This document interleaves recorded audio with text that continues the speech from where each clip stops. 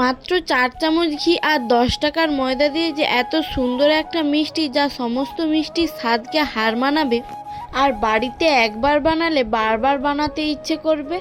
দেখতে যতটাই লোভনীয়, খেতে ততটাই সুস্বাদু। সো হ্যালো এভরিওয়ান, কেমন আছো সবাই? আশা করি ভালো আছো। আমিও অনেক ভালো আছি। আমার নতুন একটা ব্লগে তোমাদের সবাইকে স্বাগত। আজকে বানাচ্ছি রাজস্থানের ফেমাস ঘেবার, যেটা তোমরা প্রথমবারেই কিন্তু একদম পারফেক্টভাবে বানাতে পারবে আমার এই রেসিপিটা ফলো করে। আর তার সাথে বাড়িতেই কিভাবে চটজলদি রাবড়ি বানাবে তারও রেসিপি তোমাদের সঙ্গে শেয়ার করব। তার জন্য কিন্তু পুরো ভিডিওটা তোমাদেরকে দেখতে হবে। ভিডিওটা কিন্তু একটু বড় হতে চলেছে, কারণ এর প্রত্যেকটা স্টেপ গুরুত্বপূর্ণ। আর প্রত্যেকটা স্টেপ যদি তোমরা ফলো করো, তাহলে আমি কথা দিচ্ছি তোমরাও আমার মতন প্রথমবারেই কিন্তু একদম পারফেক্টভাবে এই ঘেবার রেসিপিটা বানাতে পারবে। আর তার জন্য ভিডিওটা কিন্তু একদম স্কিপ করলে চলবে না, পুরো ভিডিওটা কিন্তু দেখতে হবে। তো চলো ভিডিওটা দেখতে থাকো। তো আমাদের ঘেবার মিষ্টি বানানোর জন্য প্রথমেই একটা বড় কোনো জায়গায় 4 চামচ ঘি নিচ্ছি। ঘিটাকে আমি আগে থেকে একটু গরম করে নিয়েছি। এখন ওর মধ্যে একটা বরফের টুকরো দিয়ে ভালো করে মিশিয়ে নিচ্ছি।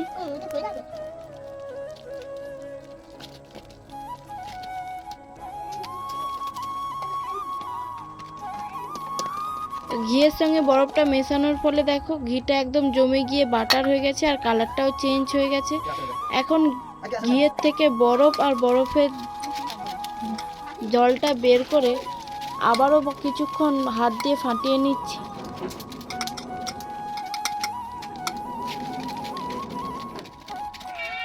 তো আমাদের ঘিটা একদম পারফেক্টভাবে ফাটানো হয়ে গেছে। দেখো কতটা স্মুথ আর হালকা হয়ে গেছে। এখন আমি এর মধ্যে দিচ্ছি ময়দা। আমি এখানে 4 চামচ ঘিয়ের জন্য 200 গ্রাম ময়দা নিয়েছি, আর সেটাকে একটা বাটিতে মাপ করে নিয়েছি। তো এখানে অল্প অল্প করে ময়দা দিয়ে ঘিয়ের সঙ্গে ভালো করে মাখিয়ে নিচ্ছি। এখানে কিন্তু একেবারে ময়দাটা দিলে হবে না, অল্প অল্প করে দিয়েই কিন্তু এখানে মেশাতে হবে।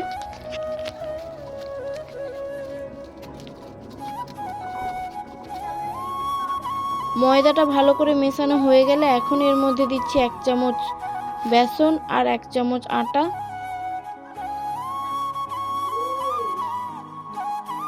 তো আটা বেসনটাও মেশানো হয়ে গেলে এখন এর মধ্যে দিচ্ছি, যেই বাটির মাপ করে আমি ময়দা নিয়েছি সেই বাটিরই হাফ বাটি দিচ্ছি এখানে দুধ।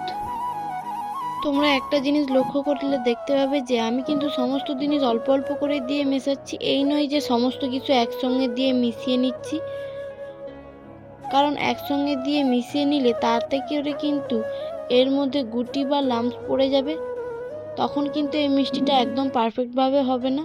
তার জন্যই কিন্তু অল্প অল্প করে দিয়ে এখানে কিন্তু আমি মিশিয়ে নিচ্ছি। আর তোমরাও চেষ্টা করবে এভাবেই করার, তাহলে কিন্তু তোমরাও পারফেক্টভাবে একটা ঘেবার মিষ্টি বানাতে পারবে। তো আমার দুধ তো শেষ হয়ে গেছে, এখন এখানে আমি জল ব্যবহার করছি। আর জলটাও কিন্তু আমি ওই বাটির 2 বাটি লেগেছিল আমার এখানে। এখন দিচ্ছি এর মধ্যে লেবুর রস। আর হ্যাঁ, তোমাদেরকে একটা কথা বলাই হয়নি, যেটা কিনা দুধ আর জলটা কিন্তু একদম ফ্রিজের ঠান্ডা হতে হবে। রুম টেম্পারেচারের হলে কিন্তু একদম চলবে না, এখানে কিন্তু ফ্রিজের ঠান্ডা দুধ আর জলই নিতে হবে। এখন আমি ব্যাটারটাকে ভালো করে ছেঁকে নিচ্ছি। যেটুকু এর মধ্যে লাম্পস বা গুটি আছে সেটাও কিন্তু এর মধ্যে কিন্তু বেরিয়ে যাবে। তো আমাদের ছাঁকা হয়ে গেছে। এখন আমি 30 মিনিটের জন্য ফ্রিজে এটাকে রেখে দিচ্ছি। ততক্ষণে আমি এদিকে রাবড়ির জন্য গ্যাস অন করে তার মধ্যে দুধ বসিয়ে দিচ্ছি। আর এখন দিচ্ছি কিন্তু গুঁড়ো দুধ। লিকুইড দুধের মধ্যে কিন্তু গুঁড়ো দুধটা দিলে তাড়াতাড়িভাবেই কিন্তু আমাদের রাবড়িটা হয়ে যাবে, আর খেতেও অনেক ভালো লাগবে। দুধটা দিয়ে আমি ভালো করে মিশিয়ে নিচ্ছি।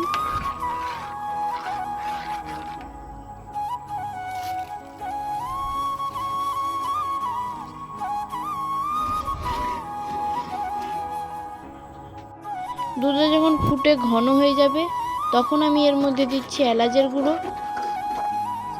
আর দিচ্ছি কিন্তু 1 চামচ চিনি। আমি এখানে বেশি চিনি দিইনি, কারণ আমি যেহেতু এখানে গুঁড়ো দুধ ব্যবহার করেছি তার জন্য কিন্তু আমি এখানে বেশি চিনি দিইনি। তোমরা তোমাদের মিষ্টিটা বুঝে শুনেই দেবে। তো আমাদের রাবড়ি কিন্তু হয়ে গেছে ঘন গাঢ় হয়ে। দেখো আমি এখানে গ্যাসের ফ্লেম অফ করে ঠান্ডা করে কিছুক্ষণ ফ্রিজে রেখে দিয়েছিলাম। ততক্ষণে আমি এখানে বানিয়ে নিচ্ছি কিন্তু চিনির সিরা।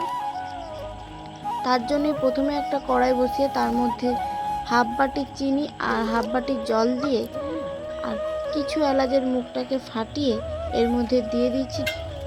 আর এখানে কিন্তু আমি চিনির সিরাটা বেশি ঘন করব না, ওই যতক্ষণ ফুটে একটা তার না আসছে ততক্ষণ কিন্তু এটাকে ফুটিয়ে নিব।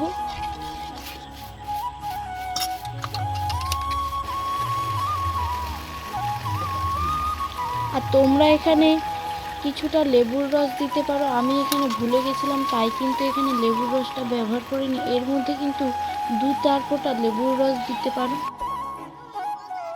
আমাদের চিনির সিরা হয়ে গেছে। এখন আমি এর গ্যাসের ফ্লেমটাকে অফ করে এটাকে রেখে দিচ্ছি সাইডে। এরপরে আমরা বানাবো এখানে ঘেবার। তার জন্য কিন্তু এখন দেখো একটা বড় জায়গা নিয়ে দিচ্ছি এখানে বরফের টুকরো।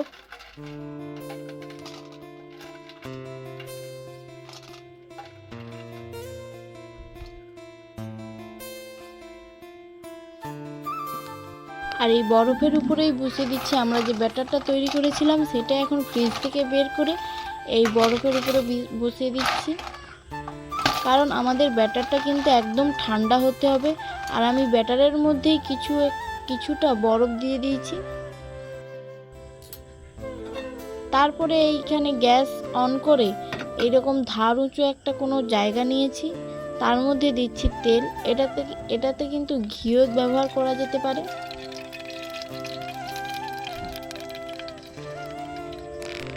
এখানে কিন্তু তেলের বদলে ঘিটা ব্যবহার করলে বেশি টেস্ট হয়। আমার কাছে যেহেতু অত ঘি ছিল না তার জন্যই কিন্তু আমি তেলটা ব্যবহার করেছি। তারপরে দেখো এখানে আমাদের তেলটাকে কিন্তু আমি ভালো করে গরম করে নিয়েছি। তেলটা কিন্তু ভালোভাবে গরম করে নিতে হবে, ধোঁয়া ওঠা গরম না হলেও তবুও কিন্তু ভালোভাবে গরম করে নিয়েছি।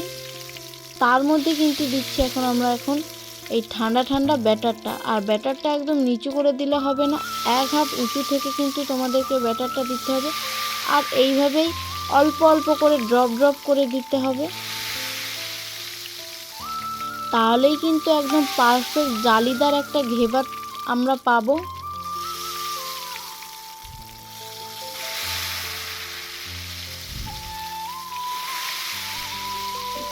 আর গরম তেলে ঠান্ডা ব্যাটারটা দেওয়ার কারণে দেখো কিভাবে ব্যাটারটা ছিটকে কিন্তু ধারে একটা জালি সৃষ্টি করছে, একদম মৌচাকের মতো। তার জন্যই কিন্তু এর নাম বাংলায় মৌচাক পিঠা।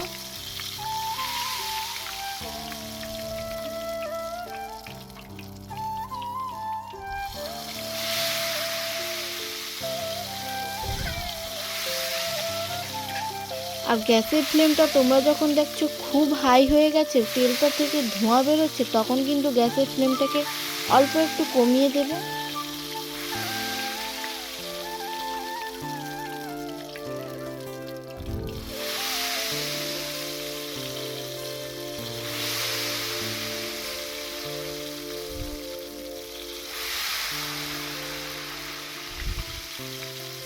আমি এখানে এইরকম ড্রপ করে প্রায় 17 থেকে 18 বার কিন্তু এরকম ড্রপ করে দিয়েছি।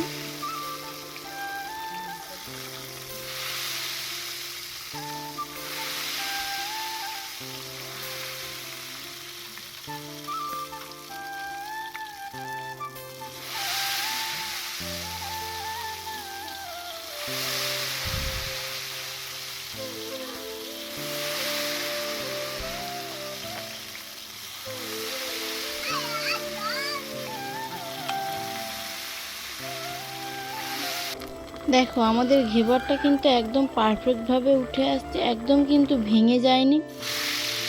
আমি আরও একটা তোমাদেরকে দেখাচ্ছি। দেখো প্রথমবারেই যে এতটা পারফেক্টভাবে হবে আমি সত্যিই ভাবিনি।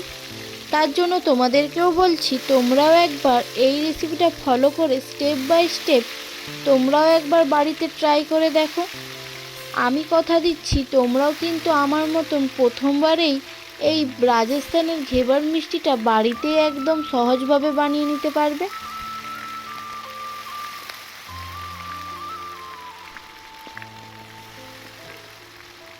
ব্যাটারটা দেওয়া হয়ে গেলে আমি এটাকে কিন্তু একটু তেলে ডুবিয়ে দিচ্ছি, যাতে ওপরটা একটু ভাজা ভাজা হতে পারে।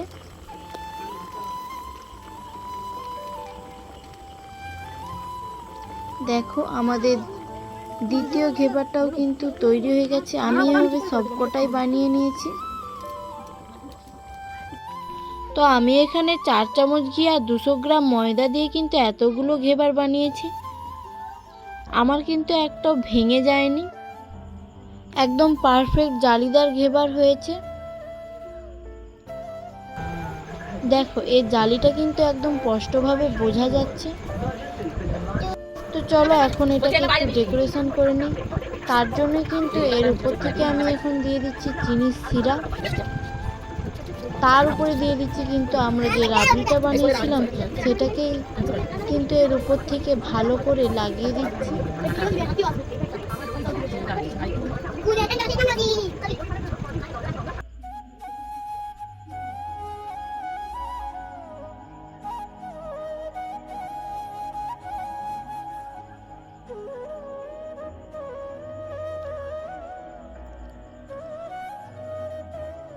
তো ভালো করে রাবড়িটা লাগানো হয়ে গেলে তোমরা এখানে তোমাদের পছন্দ মতো যে কোনো ড্রাই ফ্রুটস বা এমনিও খেতে পারো। আমি এখানে যেমন দিয়েছি আমন্ড বাদাম, কাজু বাদাম আর পেস্তা বাদাম। তোমাদের কাছে যদি কেশর থাকে তোমরা তাহলে সেটাও ব্যবহার করতে পারো। দেখো আমাদের কিন্তু একদম দোকানের মতন পারফেক্ট একটা ঘেবার বানানো হয়ে গেছে। তোমাদের ভিডিওটা কেমন লাগলো জানিও। যদি ভালো লাগে প্লিজ একবার ট্রাই করে দেখতে পারো। আর যারা আমার ভিডিওতে নতুন আছো প্লিজ চ্যানেলটিকে সাবস্ক্রাইব করে আমার পাশে থেকো। টাটা।